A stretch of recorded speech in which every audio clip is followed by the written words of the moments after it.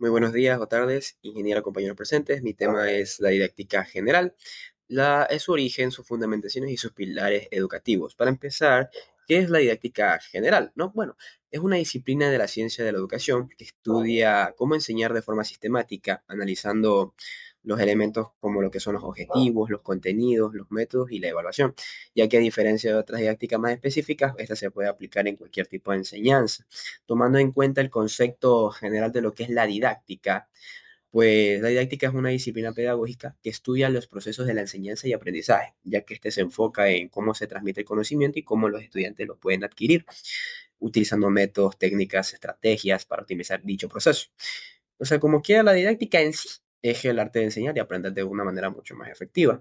Vamos a empezar también lo que es con el origen de la didáctica general, que surge formalmente en el siglo XVII con Juan Amos Comenio, que fue un teólogo filósofo, quien en su obra Didáctica Magna pues propone principios como que todos deben tener acceso al aprendizaje, que este debería ser gradual y que el docente debería actuar como un guía, no solamente como un transmisor de información. Luego llegaron autores como son Rousseau, Piaget y Vygotsky, que integraron ciertas cositas que en este tema pues serían lo que son los fundamentos, que serían, que es la psicología, la filosofía, la sociología y la pedagogía. En este caso, pues la psicología pues desempeña un papel fundamental en la educación, ya que esto nos permite comprender los procesos mentales y emocionales en los que, o sea, que intervienen en el aprendizaje del estudiante, ya que a través de esas teorías podemos conocer cómo piensan, cómo se sientan, cómo actúan los estudiantes en las diferentes etapas de su desarrollo y esto nos da la facilidad de adaptar estrategias pedagógicas a las necesidades de dicho estudiante. Por otra parte, tenemos lo que es la filosofía. La filosofía de la educación pues se encarga de reflexionar críticamente sobre los fines, valores y los principios que orientan al acto educativo. Esta disciplina pues invita a cuestionarnos para qué educamos, qué entendemos por este conocimiento, cuál es el papel del ser humano en este proceso de formación y así contribuyendo a poder definir objetivos éticos y sociales de la educación. También tenemos lo que es la sociología, que aporta una mirada mucho más amplia al analizar el contexto social, económico y cultural del estudiante. Gracias a ella podemos comprender cómo influyen los factores como es la familia, la clase social, los medios de comunicación o las políticas públicas en el acceso, la permanencia y el éxito educativo a las personas. Y como último tendríamos lo que sería la pedagogía. La pedagogía pues es una integración de las tres antes mencionadas, ya que esto, o sea, la pedagogía únicamente se encarga de traducirlas en propuestas concretas de enseñanza y aprendizaje, ya que esta es una ciencia que guía la práctica educativa, orientando al docente a una selección de métodos, o sea, como quiera, le facilita al docente en base a eso, pues, a lo anterior, hay una integración de la psicología, filosofía y la sociología, emplear los métodos, técnicas o recursos adecuados para formar integralmente a los estudiantes. Luego iríamos a lo que serían los pilares de la educación, que según la UNESCO son cuatro, que como podemos ver en la imagen, sería aprender a conocer, hacer, convivir y ser. Para aprender a conocer, pues se trata de desarrollar la curiosidad y la capacidad de aprender algo en la vida. El aprender a hacer, pues se refiere a aplicar lo que aprendimos, o sea, plasmarlo en nuestro día a día, en nuestra vida cotidiana. Aprender a convivir, pues sería promover los valores como el respeto, empatía y la paz. Y aprender a hacer, que esto nos apunta a que nosotros nos formemos como personas mucho más autónomas y responsables y éticas. Y para concluir, tendríamos que la conclusión de la didáctica general no solamente se trata de una simple teoría, sino de una herramienta práctica para lograr una educación de mucha mayor calidad centrada en el desarrollo completo del estudiante. A continuación, se vamos a presentar las entrevistas que se le hizo tanto al docente como al estudiante de nivel superior. En este caso, el docente, pues el entrevistado fue Julio Durán Pico y la estudiante de nivel superior fue la compañera Yudeisi Palacios, que está cursando el sexto nivel.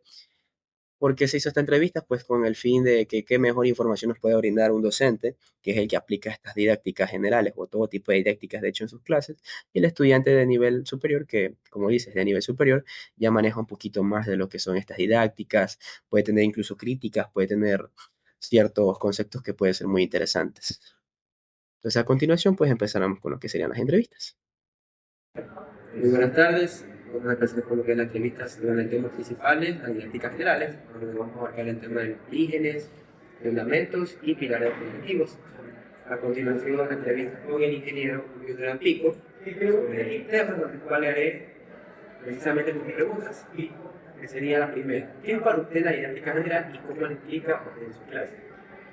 Bien, la didáctica abarca el conjunto de técnicas, de cursos, el conjunto de guías también, más allá de las habilidades que tiene el estudiante también, deben ser incluidas de una u otra manera al momento de impartir una asignatura. Se debe considerar hacia qué tipo de estudiantes, ¿no? Porque el aprendizaje significativo se logra siempre y cuando todos los elementos son generales, como dicen, ¿no? Primero, qué tipo de estrategia que voy a utilizar, ¿no? Dependiendo de las técnicas, el conjunto de técnicas y también de los recursos que tengo. O sea, como quiera, tipo de aplicación de aplicar dependiendo del estudiante.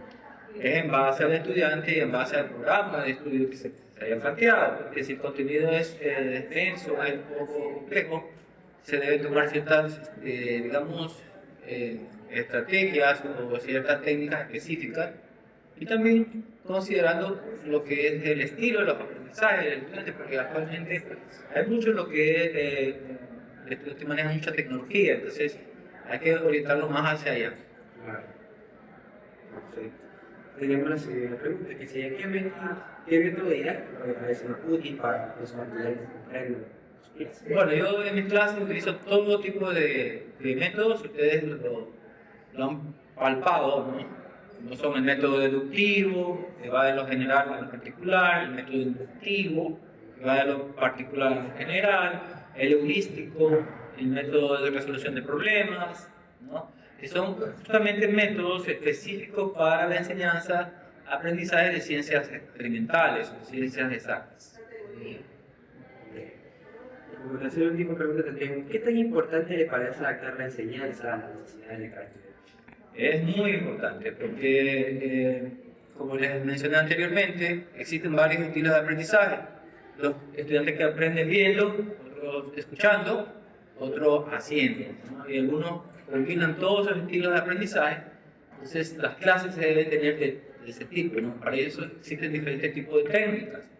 Una de ellas la acabamos de aplicar con ustedes, que es la lectura exegética, donde ustedes están escribiendo, están viendo, están escuchando y están razonando, reflexionando a través de preguntas y respuestas, que también es otra técnica muy importante que el docente debe aplicar siempre. No solamente al inicio, sino durante todo el proceso de enseñanza de aprendizaje. En este caso, dependiendo cuál el docente esté utilizando, puede ser el ERCA, es el de experimentación, partiendo de la experiencia, reflexión, conceptualización y aplicación.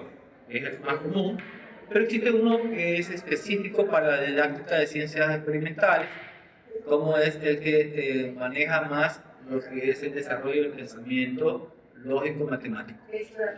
Entonces, en base a sus respuestas, se puede concluir que, o sea, la didáctica general sí se aplica, o sea, dependiendo del estudiante, y como te explico que al inductivo, etcétera. Mira, nosotros en la didáctica tenemos que considerar todos esos puntos, ¿no? Número uno, el principal actor o gestor del proceso de enseñanza-aprendizaje es el docente y el estudiante, ¿no? El estudiante más que el docente, pero el docente es el que diseña, el que planifica, el que organiza, el que dirige, el que induce, ¿no? A través de los métodos, ¿no?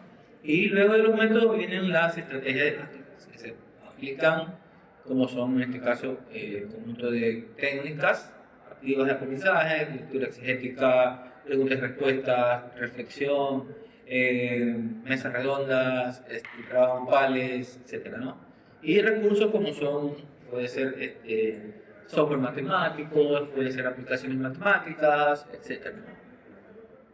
Todo eso va y se combina de una manera, como una fórmula, de tal manera de que el principal beneficiario sea el estudiante y logre el alcance del aprendizaje significativo. Sí, gracias. Bueno, así como ya hicimos la entrevista con el docente, también tenemos que hacer una entrevista con un estudiante de nivel superior sobre el mismo tema, que es lo que es la didáctica general, origen, fundamentación y pilares de la educación. En este caso nos encontramos con la compañera Yudeisi Palacios, a la cual les haremos 3 preguntas, al igual que el ingeniero. Que la primera sería, ¿qué actividades en clase te ayudan más a aprender? Primero, aprendería la resolución creativa, por tanto, sería que el profesor enganche la atención del estudiante. En mi caso siempre me gusta que primero sea un ejemplo de aplicación, un ejemplo de en qué se utiliza y luego qué vocabulario usar, por ejemplo, sería la suma de reina para poder medir lo que es la velocidad. Ok. Yo sé que toda la habilidad y docente tiene que poner uno que enganche al estudiante, a que le llame la atención, porque se ve más no tiene ningún interés, no le interesa. Entonces, que el estudiante se engancha y, entre comillas, le coge con gusto, ¿verdad? Sí, porque a veces llegan solo, vamos a ver qué te dice, será como un nota. Pero en cambio, si te dicen, vamos a trabajar con este tema y podemos crear algo en ello, ya sea algo más interesante, mucho que más llame la atención. La siguiente pregunta sería, ¿te gusta cuando el profesor cambia la forma de explicar algún tema?